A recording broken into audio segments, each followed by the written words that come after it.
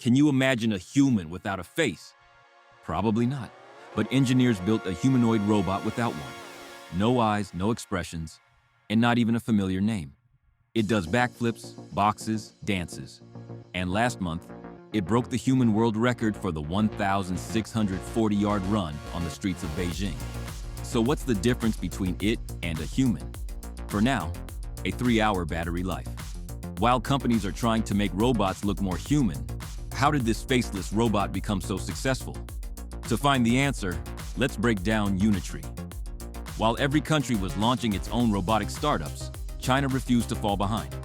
In 2016, a quiet company was founded in Hangzhou, Unitree Robotics. No Silicon Valley connections. Just one goal: build high-performance robots at accessible prices. Contrary to popular belief, humanoid robots weren't what made Unitree famous. It was robot dogs. Models like the Go 1 and Go 2 quickly became popular among researchers. The company followed a serious principle: talk less, build better products, sell them cheaper. So where does the faceless design come from? It's not a design flaw. It's intentional. Just like with their robot dogs, the engineers created a design that people can't easily mentally categorize, maximizing curiosity. Even a dog robot without a head isn't something the human brain instantly accepts. But the real question is this: how did that decision shape their robots?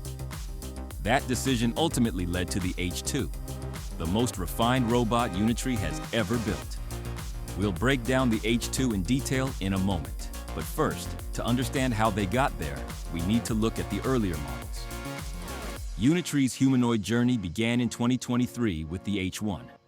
This robot was so fast that it earned the title of the world's fastest humanoid robot, reaching speeds of 7 miles per hour. It wasn't perfect, but it sent a clear message.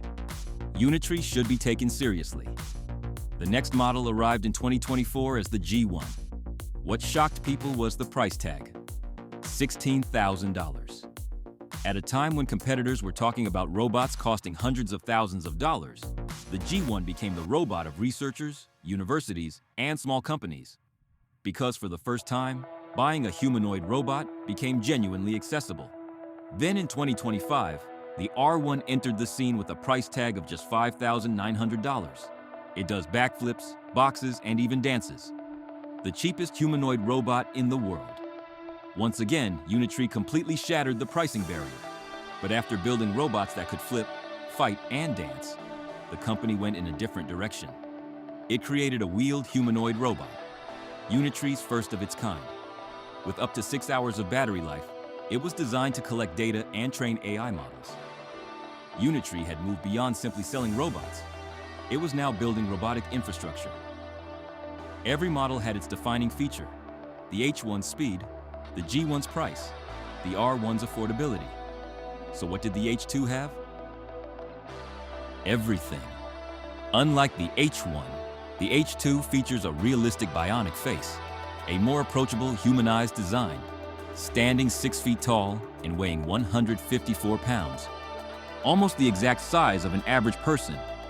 But the most important part is its 31 degrees of freedom, meaning 31 independently controlled points. The human body has more than 200. Yet with those 31 points, the H2 can do backflips, throw kicks, dance, grab objects, and carry them.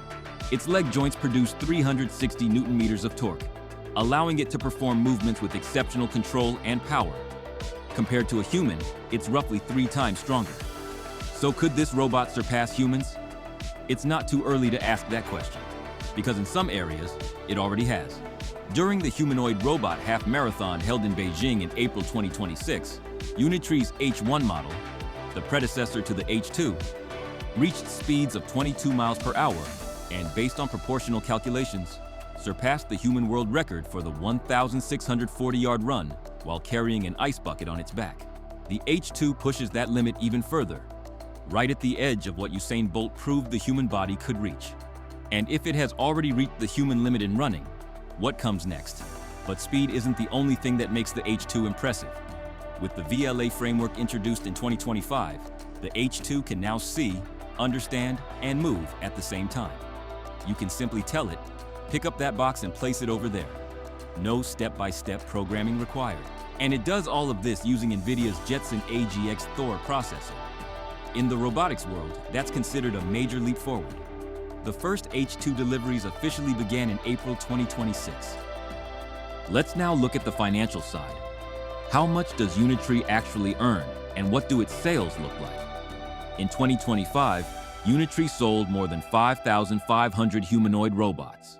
That's more than Tesla, Figure, and Agility Robotics combined. In other words, by overtaking the most well-known names in the industry, Unitree became the world's best-selling humanoid robot manufacturer. On top of that, these robots are already actively operating in some of the world's largest electric vehicle factories, including NIO, BYD, and XPeng. But the real story is profitability. Since 2020, Unitree has been profitable every single year. Most robotics companies scale by burning cash and reporting losses. Unitree, however, made around $90 million in profit in 2025 alone. Figure, for example, raised over $1 billion in a single funding round, but is still not profitable. Unitree, on the other hand, is building, selling, and earning at the same time. So which model is healthier? Finally, there's the IPO. Unitree is preparing to go public on the Shanghai Stock Exchange with a target valuation of $7 billion and a fundraising goal of $580 million. Once that happens, Unitree will no longer just be a robotics company. It will become a global investment vehicle. The logic behind China's success is simple. Build cheaply, iterate quickly, and protect margins. And Unitree has already proven that strategy with the H2. So, does this robot have a dark side? Of course it does. It all started in 2025. While Unitree's G1 and H1 models were operating in factories, a security research team noticed something unusual. These robots were collecting data without notifying the operator. What exactly that data was and where it was going was unclear, and no one could provide a definitive answer. The report highlighted something even more concerning: a vulnerability over Bluetooth Low Energy that was described as wormable.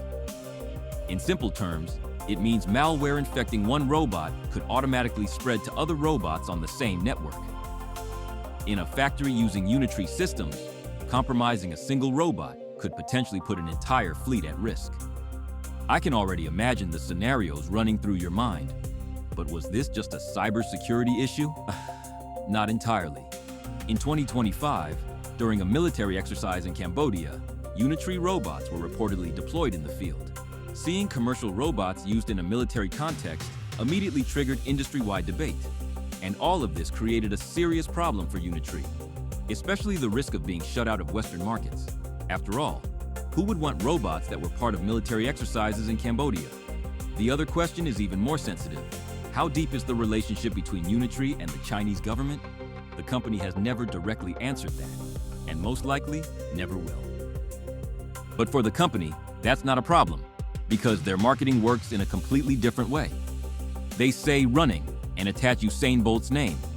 They say music and turn it into choreography watched by millions. They add wheels and make it carry cargo, build a dog form and make it get thrown around. One thing is clear: their marketing strategy works. What do you think about all this? If you enjoyed the video, subscribe to join us and don't forget to like it. See you in the comments.